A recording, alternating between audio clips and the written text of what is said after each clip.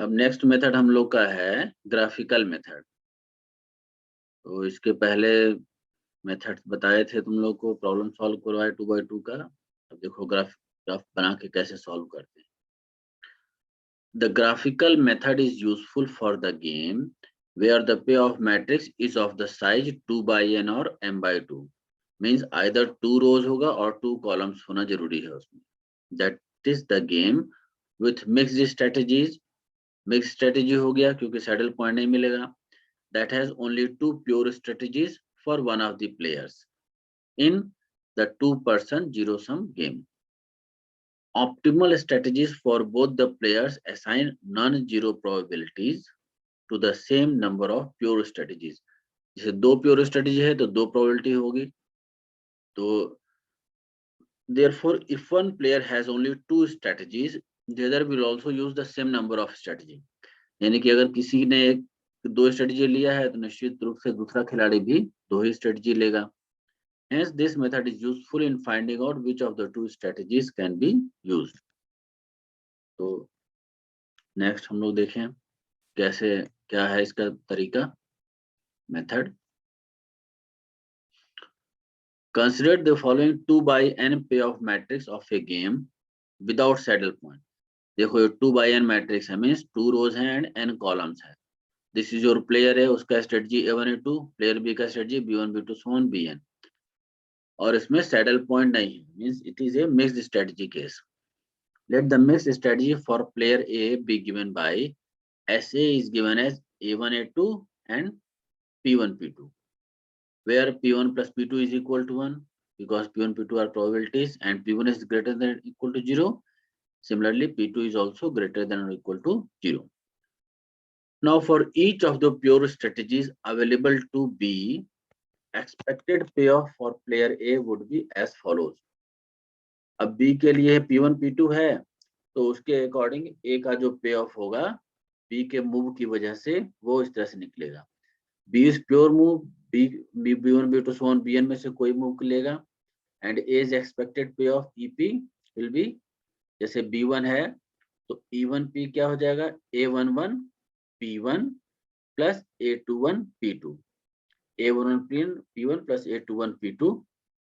Similarly B2 के corresponding A का जो एक्सपेक्टेड पे ऑफ होगा E2P, this will be A12 P1 plus A22 P2 and so on. Bn के corresponding ENP will be A1n P1 plus A2n P2। तो ये A के expected पे ऑफ्स हैं। The player B would like to choose that pure move BJ against SA for which EJP is a minimum। क्यों? क्योंकि जो B है B वही मूव लेगा जिससे कि A को मिनिमम पे करना पड़े। तो ऐसे EJP मिनिमम होगा हमारा, उसी को लेगा B, अपना अपना मूव ऐसा ही रखेगा। For J is varying from 1 to n, let us denote this minimum expected payoff for A by nu. Suppose इसको हम लोग न्यू से दिखा रहे हैं। This is equal to minimum of EJP and J is varying from 1 to n। मतलब ये जितने निकले इनका जो मिनिमम होगा वही वैल्यू हमारा न्यू दे रहा है। The objective of player A is to select P1 and hence P2 in such a way that nu is as large as possible. अब A क्या चाहेगा कि जो उसका न्यू है वो मैक्सिमम हो, तो ताकि उसको मैक्सिमम गेन हो जाए। This may be done by plotting the straight lines EJP equal to E1J P1 plus E2J P2। अगर P2 is equal to 1 minus P1 रखेंगे then it will be E1J minus E2J P1 plus E2J, J is varying from 1 to n। ये सारे values वही हैं जो इधर वाले हैं as linear functions of P1। The highest point on the lower boundary of these lines, जो line ढेर सारी लाइन तुम्हें मिल जाएगी इससे, यहाँ पे n लाइन मिलेगी, तो उसका जो लोअर बाउंड्री उसका highest point will give you maximum expected पे of among the minimum expected payoffs on the lower boundary envelope and the optimum value of probability P1 and P2। जब ये ढेर सारी लाइन खींच देंगे तो they will intersect each other, तो एक पॉइंट मिलेगा जो कि हाईएस्ट पॉइंट होगा। तो वो हाईएस्ट पॉइंट क्या दे देगा it will give you maximum expected payoff among the minimum expected payoffs on the lower boundary. Lower boundary से मिनिमम मिल रहा है और उन मिनिमम में मैक्सिमम हमें पॉइंट चाहिए, तो वो यहाँ से मिल जाएगा इनके लाइन खींचने से.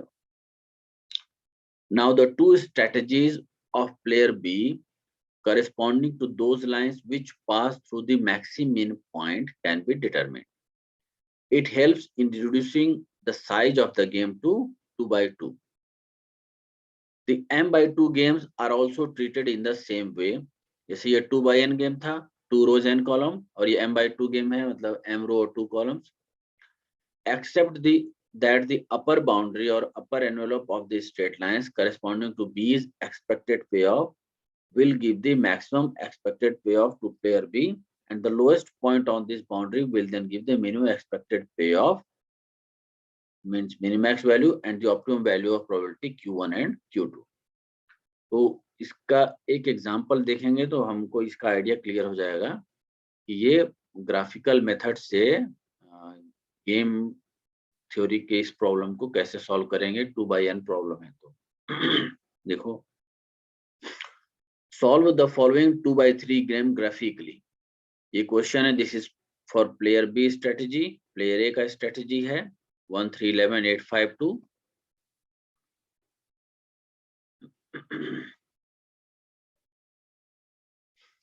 Since the problem does not possess any saddle point, अगर उस प्रॉब्लम को हम लोग देखें तो उसमें हमको कोई सैडल पॉइंट नहीं मिल पाएगा. कैसे? देखो इसमें यहाँ की मिनिमम फर्स्ट रो का मिनिमम इज 1, सेकंड रो का मिनिमम इज 2, फर्स्ट कॉलम का मैक्सिमम 8, सेकंड कॉलम का मैक्सिमम 5, थर्ड कॉलम का मैक्सिमम 11. तो कोई भी पोजीशन कॉमन नहीं है जिससे कि row minima equal to column maxima हो जाए. तो इसका मतलब there is no saddle point. Since the problem does not possess any saddle point, let the player A plays the mixed strategy ऐसे A1 A2 P1 P2 against player B. तो P2 है 1 minus P1 हो गया.